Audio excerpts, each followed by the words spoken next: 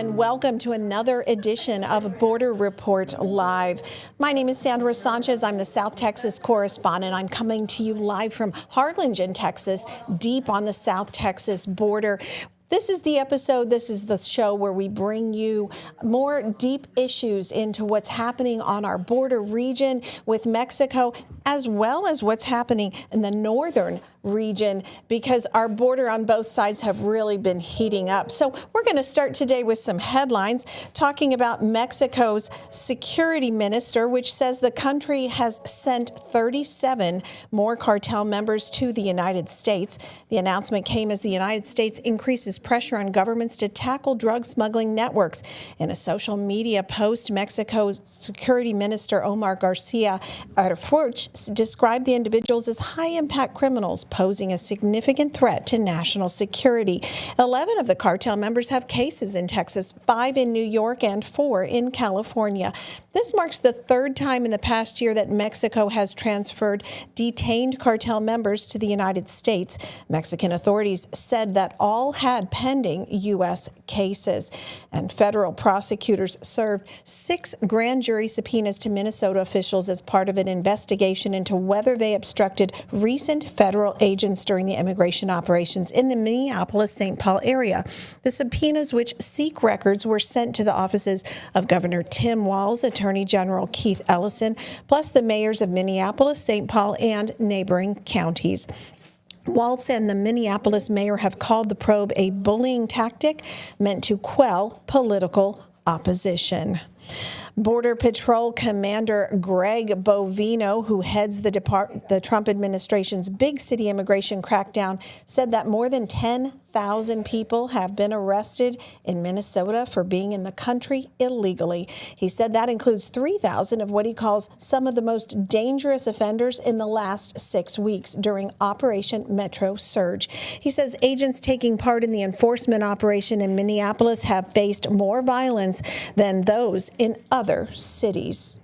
So what we've seen that's a bit different here is the organization of some of the groups. The groups are a bit better organized. They've got some excellent communications, and that coupled with a very poor response from the mayor and the governor, those two things coupled together make that a difficult operating environment at times. Bovino also highlighted the capture of 3 people with criminal records from Laos, Guatemala, and Honduras. Turning now to Minneapolis, Minneapolis Mayor Jacob Frey called the possible deployment of active duty troops in the city unconstitutional, and he labeled federal immigration enforcement as a, quote, occupying force. The Pentagon has ordered about 1,500 active duty U.S. soldiers to prepare for a possible deployment to Minnesota. The soldiers are subject to deployment. They're assigned to 2 U.S. Army infantry battalions under the 11th Airborne Division, which is based in Alaska. The Pentagon and the White House did not immediately respond to requests from Reuters for comment on this. But regarding National Guard troops in Washington, D.C., it seems that they won't be leaving the nation's capital anytime soon. According to a memo reviewed by the Associated Press, they will stay in the nation's capital until the end of this year. The memo was signed by Army Secretary Dan Driscoll, and it said, quote, the conditions of the mission warranted an extension past the end of next month. He said the troops will continue supporting President Donald Trump's ongoing efforts to, quote, restore law and order. Now, turning back to the southwest border, we want to bring in our El Paso correspondent, Julian Resendez, my colleague and a guy who knows everything happening out in West Texas. Welcome, Julian. Hi, Sandra. Nice to be back. So recently there was a blast happening right there in El Paso in an area of Sunland Park for border wall construction. What's going on there? And there's a historic monument that could be affected, correct? Yes, Sandra. Let me give you the background on this. A few months back, Homeland Security announced that it was building a wall in a very well-known smuggling corridor in which a wall is very difficult to build because it goes along a mountain. The border goes along a mountain. Some people refer to this mountain, which is Mount Cristo Rey, as a holy mountain because There is a shrine on top of it. There's 4,700 feet elevated terrain, in which is visited by pilgrims at least twice a year in massive pilgrimages. Now, in order to accommodate a wall in this smuggling corridor, DHS announced what some people saw as a very controversial action, and that is to start blasting at the base of the mountain, at the southern foothills of the mountain, to be able to install this fence that, as you and I know, consists of steel beams. They call them steel bollards, which can be up to 30 feet long. So it took a lot of people by surprise when first the authorities in Mexico started handing out flyers on their side of the border, warning residents, don't get too close to the border because there's going to be explosions. And sure enough, yesterday we saw the first evidence of this. We even got some video that we're showing here, the viewing public, of what those explosive blasts look like. And they're continuing. They're going to continue for the foreseeable future because this is very rugged terrain. And that's the same rugged terrain that has allowed the smugglers to operate in this area for so long. I think over there at the bottom left of your screen, you see the end of the border wall structure.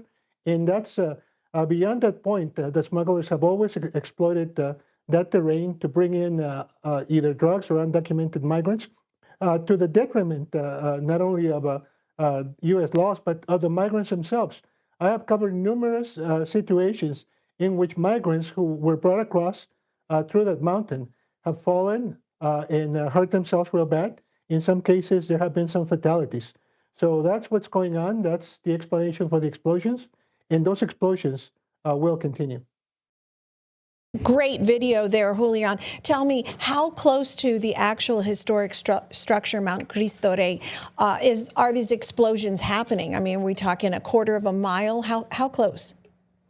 Close. The structure is not close because it's on top of the mountain, and the trails that lead to the shrine are on the north face of the mountain. The blasts are happening on the foothills on the south side. I couldn't estimate exactly in terms of distance. You mentioned a quarter of a mile. Might be a little bit more, just because of the elevation of the mountain. We did have a map, I don't know if we have it, of where exactly this wall, this structure, is going to run through. And it doesn't look that it's going to be on the mountain itself, but it is going to be at the base of the mountain. Are there concerns? And that has caused controversy and concern. That's what I was going to ask. Are environmentalists or community members concerned about possibly damage to this structure? I've been there and watched pilgrims crawling on their knees. This is a very revered place. Yes, there's definitely at least concern on the part of residents who really don't know what's really going on. In fact, you and I, as you know, it's always a struggle to get detailed information of ongoing cases or ongoing events from federal officials. But it's kind of a wait-and-see attitude. There is concern, but obviously DHS we've done the studies, we've done the public comment period. There was nothing, nobody said don't do it, really, and they're going to go ahead and do it. Now, let's go back to the environmentalists, because it's not just environmentalists from the El Paso area. Environmentalists from Las Cruces are also, which is in New Mexico, about maybe 30, 35 miles to the north, are also concerned about just the beauty of the terrain, the sanctity of the mountain, as well as wildlife, including plants, shrubs, and animals who may traverse the border. On the Mexican side, and this is kind of new, there is also concern for the same reason. This is not just a shrine at the top of the mountain, it's a local treasure, and they are concerned of what could happen to this local treasure. Yeah, here in South Texas, several waivers have been issued by Congress to exempt certain places, historic cemeteries. We have Santa Ana National Wildlife Refuge, La Lomita Chapel. And so no waiver has been issued to exempt Mount Cristo Rey from the actual border wall construction area? I am not aware of that. And like I said, since this is happening at the foothills, the mountain itself is said to remain untouched. We really need to look into what's going on and see the definitions of what really is the mountain itself and the foothills. I wish we had that map that really clearly shows where that wall will be built. That way I could explain, visualize better for the public where that wall is going, where the mountain starts, where the climb starts on the mountain, and where the shrine is. Well, that's just amazing video, and I'm sure you will continue to follow that for us and bring us more information on as the wall continues to be constructed in this area. Julian, stick with us, and you stick with us. We're going to take a short commercial break, but when we return, Julian and I are going to talk about a very controversial area called Camp Montana, also out there in El Paso, where there have been some recent deaths of migrants held in detention facilities. Border Report Live will be right back. Stay with us.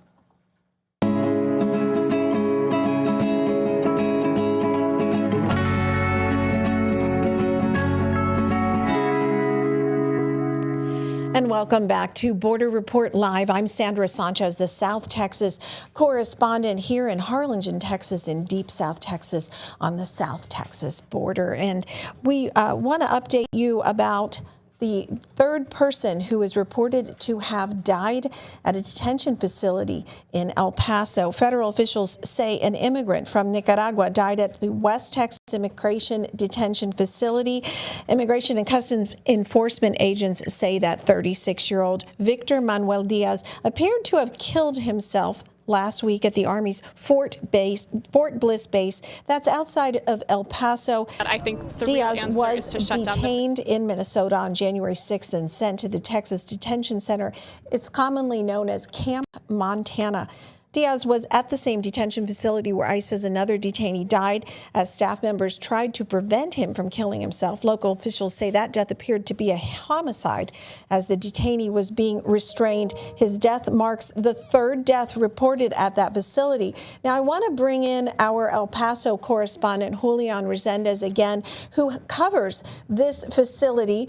Where exactly is Camp Montana located, Julian? And Tell us what is going on there, because you have been covering this facility, right? Sandra, a few months ago, the federal government announced that it was building a tent facility, a gigantic tent facility on East El Paso County, which is just outside of El Paso proper and actually into the Fort Bliss Reservation. As you can see on the screen, it's a series of massive tents. Initially, they started holding about 1,000 people. It escalated to about 2,000 people, and it has a capacity for up to 5,000 detainees. What federal officials told me at the time of its opening is that this facility, although it does cover the requisites for holding people in detention, is not meant to be a long-term housing facility. This is a facility for people who already are in the final stages of deportation.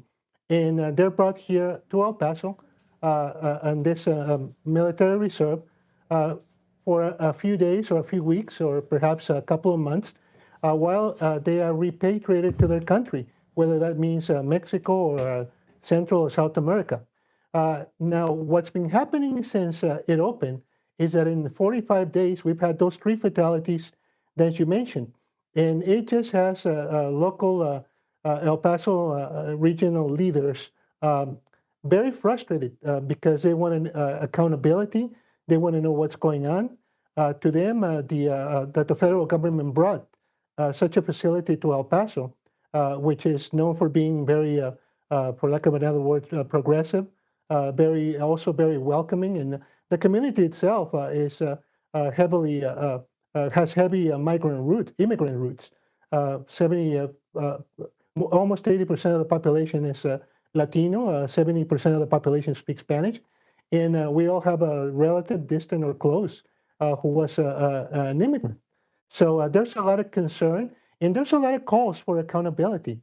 On Friday, I covered a very emotional gathering of local leaders in which they not only raise questions about what's going on inside this facility, but they also alerted the public to something we hadn't seen here in El Paso the way that you guys in South Texas or people in Minnesota or LA or Chicago have seen, and that is stepped up immigration enforcement. On Friday morning, I was out there in East El Paso County at a subdivision under construction, where I was told that upwards of 12 vehicles, government vehicles, including ICE and also assisted by the Texas Department of Public Safety, just went to all the construction sites in this new subdivision and asked for papers, including for identification from U.S. citizens. So the big chunk of the community is kind of on edge of what's going on, including U.S. citizens who, like I mentioned, may be asked to show their documents if ICE goes to a place where they suspect, they have reason to suspect that there are undocumented migrants. I wanted to go back to something that you said there about this facility being a place, basically a holding facility for repatriation. It can hold upwards of 5,000 people. Do we know how many people are there now? And has there been oversight? I mean, have a delegation of congressional members gone and viewed this facility yet? Not a delegation. There has been some oversight, but I can tell you that the elected officials who have been able to go inside told me that it was a struggle to get in. It was a struggle to be allowed to tour the facility. I don't believe that they were initially allowed to talk to the detainees. Yeah, there's been some hurdles, definitely. As far as what the community thinks, like I said, there is a lot of concern as to wanting to know what is going on. There is a lot of concern, especially about the fatality that occurred on January 3rd. The first one took place in December. Apparently, it happened because of natural causes, somebody who had some sort of withdrawal symptoms. But the second fatality, the one on January 3rd, it is being investigated by the local district attorney as a possible homicide. We still don't have a formal report, but that's the information that has been leaked to family members and other stakeholders in this. So there's definitely some concern.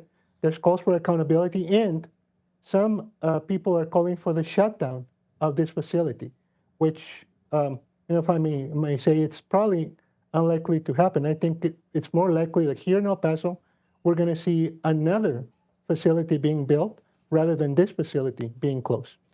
Well, hold on. Before we unpack that, you were with Senator John Cornyn, Republican senior member for representing Texas. He came actually to the area yesterday. Did he visit Camp Montana, or did he just talk about it, and what did he say?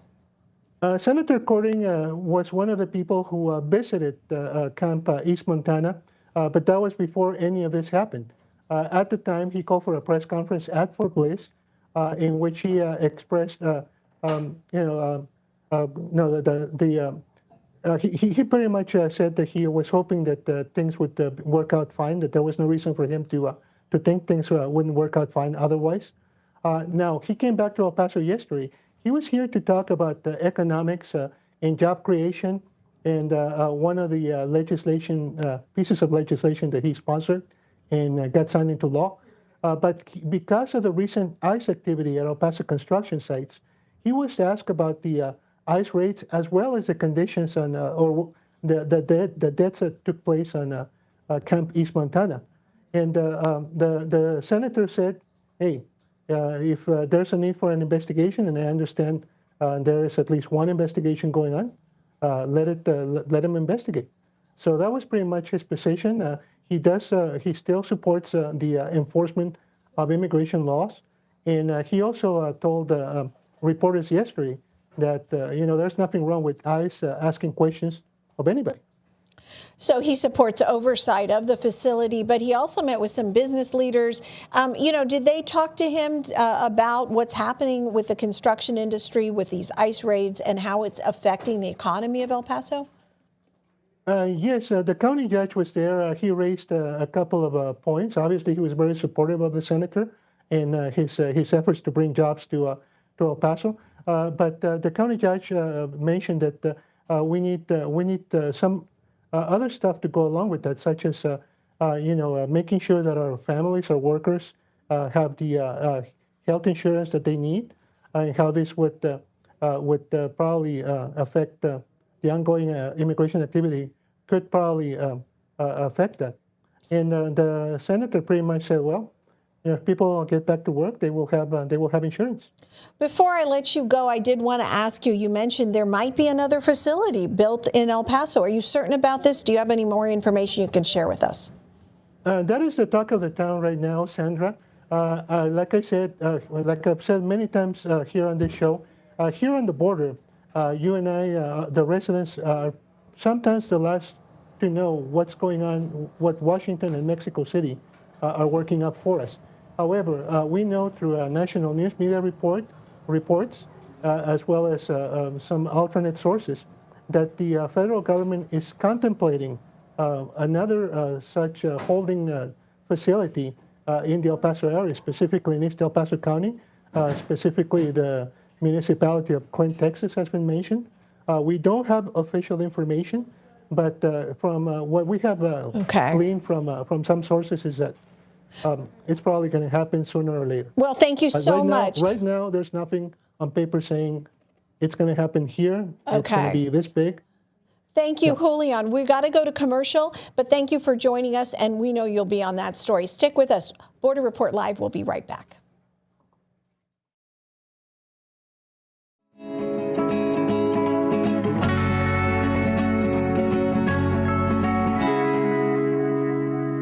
Welcome back to Border Report Live. We were just talking about Senator Cornyn visiting El Paso. Well, California's 2 U.S. senators visited an ICE detention center near Bakersfield, California this week. Both men say they were troubled by what they found inside. Reporter Vincent DiMonte has more on their visit.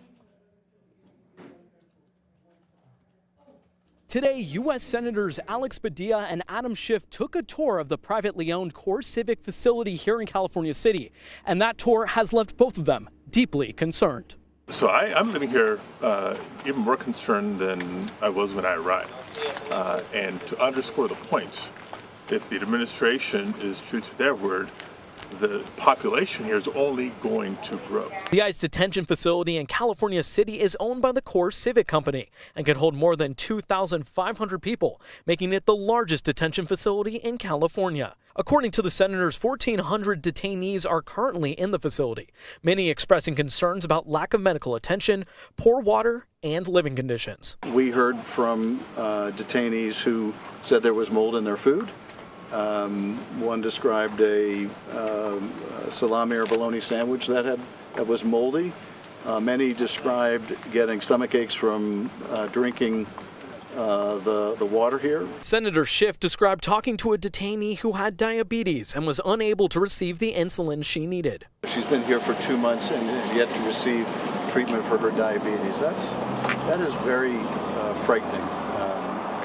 And others with other serious medical conditions that have not been attended to. People held in the facility are separated into different blocks, averaging around 85 people per block, with each given their own cell. The senators compared the conditions to a prison, and one that is leaving many within its walls emotionally and mentally exhausted. People are so worn down, and they feel like they're in prison, and many of them have committed no crime, apart from being here undocumented.